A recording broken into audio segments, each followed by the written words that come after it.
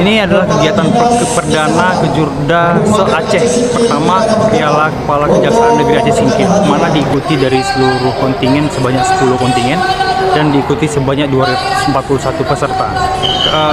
Kepala Kejaksaan Negeri mengharapkan untuk terus membina atlet-atlet karate khususnya di Kabupaten Aceh Singkil supaya terus berkarya hingga sampai di tingkat nasional.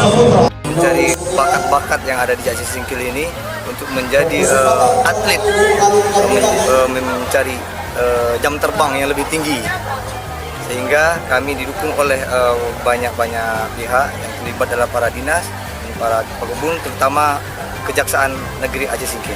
Harapan kami, harapan panitia untuk ke depan dinas Dispora dan PUPR untuk memfasilitasi atlet membangun sebuah GOR yang ada di Aceh Singkil. Saya